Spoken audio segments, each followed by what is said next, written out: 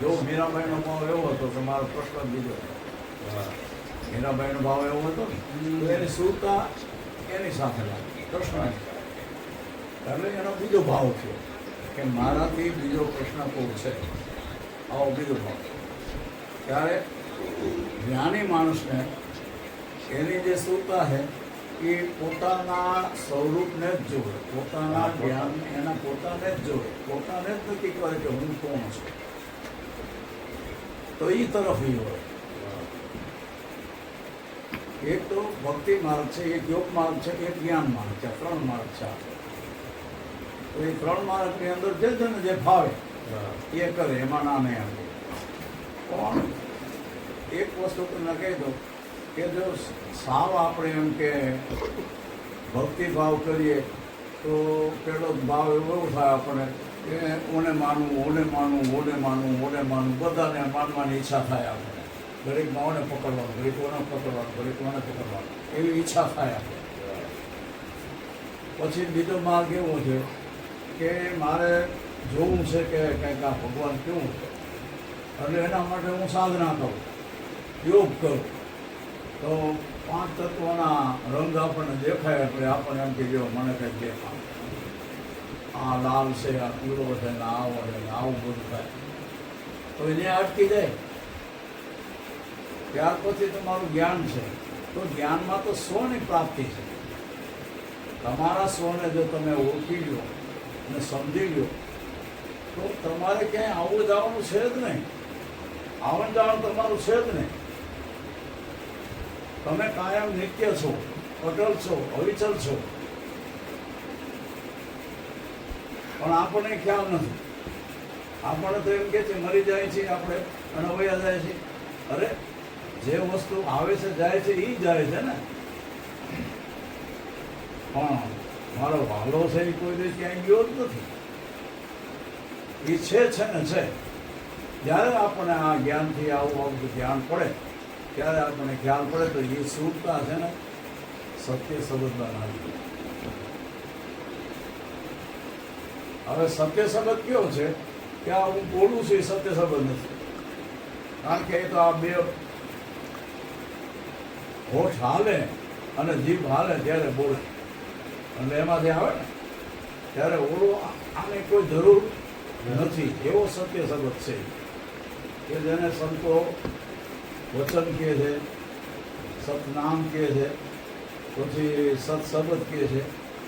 તો આ સત્ય સંબંધની સાથે સુરતાને રાખવી જરૂરી છે. બાકી ઓહમ સોહમ એ આપણી સાધના છે અને એ એક સાધન છે. તો સાધનને તો કંઈ ભગવાન કહેવાય નહીં. સાધનને ભગવાન કહેવાય? સાધનને કંઈ ભગવાન કહેવાતા નથી. કારણ કે આ તો આવે જાય છે, આને બધી ખબર છે. તો આને જે ચલાવનાર છે એ કોણ? શ્વાસ તો આપણે નથી ચલાવી શકતા. આપણે ચલાવી શકશું? નહીં ચલાવી શકીએ આપણે. પણ એને ચલાવનાર કોક છે અને એક જેને ચલાવનાર છે એને આપણે સમજવાનું છે. એ હું તો સમજવાની વાત કરું છું, પકડવાની વાત કરતો. કારણ કે એ પકડાય એવું નથી, એને સમજી શકાય એવું છે. અને સમજીને તમે નિર્ભયતા માર્યો અને નિર્ભયતા આપણામાં આવે એટલે તમારું પદ નિર્વાણ. આયા છે બધું. મને તો એવું દેખાણું છે કે આ બધું આયા છે. ક્યાંય જવાની વાત એના માટે કંઈક કામ સમજવા માટે કંઈક કામ છોડવું તો પડે ને અમુક વસ્તુ. મહેનત કરવી પડે. ના કાંઈ મહેનત નહીં. કામ આ સહેજે ભાવ. આ બધું હું કાંઈ આ હે ત્યાં બધું જ્યાં સુધી ત્યાં સુધી આ નજર દોરતી નથી. એનો બધી તમારે બધું કરવાનું. કોઈ આમાંથી ક્યાંય તમારે બાદ કરવાનું નથી. આ બધું જરૂરી છે. આ ઊભું કોને આપણે જ કીધું છે ને. તો હવે એને આપણે કાઢી શકવાના નથી. એટલે આ આપણા માટે આપણી જરૂરિયાત આપણે પૂરી કરી તો એને આપણે કેવી રીતે કાઢવાના? પણ નહીં, આપણી જરૂરિયાત છે. પણ કોઈ આપણી સાથે સાથ આવે છે, આ કોઈ ભેગા આવે છે, કોઈ જ્યાં છે ત્યાં યથાવત જ છે. આના માલિક જ તમે છો. પણ આ મારી કેવી રીતે તમે છો કે આ જે બધું છે અહીંયા ને અહીંયા પડ્યું રહે છે, જ્યાં છે ત્યાં યથાવત છે. આપણે આનાથી જુદા છે. આના સાક્ષી છે અને સાક્ષી સત્ય છે ને, સાક્ષી ભાવ છે ને સત્ય છે. હવે એ સત્યને જ આપણે પાળખવાનું છે. સત્ય અહીંયા છે કોઈ બહાર અહીંયા નક્કી થાય તો બહાર નક્કી થાય, પણ પહેલાં અહીંયા નક્કી કરવું પડશે. નહીં તો બહાર આપણે નક્કી કરશું તો તમારી સુરતા બહારની બહાર જ રહેશે, ભીતર તો આવવાની જ નથી. તો અત્યારે આપણે બધા જેટલા બધા છે આપણા સંતોએ છે, તો કે આપણા સંતોએ બ્રહ્મ સુધીની વાત કરી. કોઈ સોમને પકડી લીધો, કોઈ હોમને પકડી લીધો, કોઈ આ 52 અક્ષરમાંથી આવી ગયા, કોઈ 52 અક્ષરની બહાર ગયા. આવી રીતે બધા સંતોએ આપણને વાત કરી છે, એમાં ના નહીં. પણ હવે આપણે ક્યાં ઊભું રહ્યું? હા, અલગ અલગ બધું થઈ આ જાય. બધું અલગ અલગ સંતોએ કીધું, પણ આપણે ક્યાં ઊભા રહ્યું? તો હવે એ તો આપણી વાત હોય. તો આપણે પોતાએ આની અંદર ઉતરવાની જરૂર ખરી, સમજવાની જરૂર ખરી. હું શું કહેવા માંગુ, સમજવાની હો, પકડવાની ક્યાંય વાત નહીં કરું, સમજવાની વાત. આને સમજી લ્યો એટલે અહીં ભીમ કે 25માં મથી દો ને માય સમજીને ઉભી કરવું પડે. એટલે કોઈ ના પડ્યો ને તમે કહો આપણે કંઈ કરવું પડે, કરવું કાંઈ નથી પડતું. જે ચાલે છે એમાં ધ્યાન રાખવાની વાત છે. જે ચાલે છે એમાં ધ્યાન રાખવાની વાત છે. તો જે સુરતા જે છે ને, બહુ સરસ એમને વાત કરી કે સુરતા છે એ આખું વિશ્વ ચલાવે, આખું વિશ્વ ચલાવે છે, આખા વિશ્વની દેખરેખમાં છે. હવે એને જે જુદી પડી છે પોતાના સ્વામી, તો એના સ્વામીની સાથે આપણે ભેગી કરી દેવી એ આપણું ફરજ, બાકી બીજું કાંઈ છે નહીં. અને એ તમે એની સાથે જોડાઈ જાઓ એટલે અહીંયા જ નિર્ભયતા છે, અહીંયા જ મુક્તિ છે.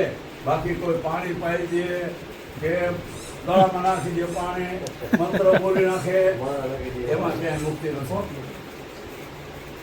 મુક્તિ તમારી આ પાંચેયમાં હાલ્યા હો ને, આ મુક્તિ છે. નરસિંહ મહેતાએ કીધું ને કે ભાઈ હું તો મુક્તિ માંગતો નથી, હું તો સદાય હું તમારી સેવા કરું એમાં આમાં હાલ્યો આવવો છે, મારે મુક્તિની જરૂર જ નથી. એનો ના પાડી. કારણ કે મુક્તિ જો આપણને મળી જાય તો આપણે એવો વિશાળ ઓલામાં ફસાઈ જાય કે પછી તો આવું બધું મળે નહીં આપણને, મળે. માટે એને કીધું છે, એને પસંદ જ આ મકાન કીધું. આ એનું મકાન છે પણ આપણે આપવું કરી દીધું. બધામાં રહ્યો બધા મકાન એને બનાવ્યા. કાગડો બીનો, કોયલ બીનો, ફલાણું બીનો, ટીકું બીનો, આ ઓલું કહે છે ને કે ઝાડ બીનો, પાળ બીનો, બધું બીનું. પણ નક્કી એને આ કહ્યું કે મને આમાં મજા આવશે.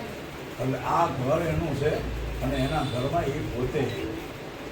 હવે એમાંથી આપણે એને શોધન આપણું પોતાનું શોધન કરવાની જરૂર છે. જો આ આપણને સમજાય જાય તો આપણું કલ્યાણ. હા, ત્યાં હું તો કહું છું પછી જન્મો જન્મ આનંદ. એટલે કીધું કે ભગત બીજ પોટે નહીં જુગ જાય અનંત, ઊંચની જ ઘર જન્મે પણ આખર સંત ન ગમે આ જન્મ. પણ આ 5 તત્વોમાં હાયલો આવવો જોઈએ. 1માં ન જાય, 2માં ન જાય, 3માં ન જાય, 4માં ન જાય. જો આમાં જાય ને તો 84 હામી પડી, પછી ત્યાં ભોગ ઓટો છે, બીજું કાંઈ નથી. ત્યારે આની અંદર તમે સંત બની શકો, તમારે ભગવાન બનવું હોય ભગવાન તમે બની શકો, બધું આમાં બની શકશો તમે. બને છે ને આપણા ઘણા સાધુ બની જાય છે, સંત બની જાય છે, ફાણું બની જાય, કેટલું જાય. પણ અત્યારે તો બધે આલું જ નીકળે છે અહીં તમને. હા, બધું. અને એને આને સંશોધન કરી અને આપણે ત્યાં સ્થિર થવાની વાત છે, ઓળખીને એક જગ્યાએ પકડી લેવાની વાત છે કે ભાઈ અહીંયા આપણે સ્થિર થઈ ગયું. અને ત્યાં તમે સ્થિર થાવ એટલે તમારી અટળતા છે, તમારું નિર્વાણ પદ છે.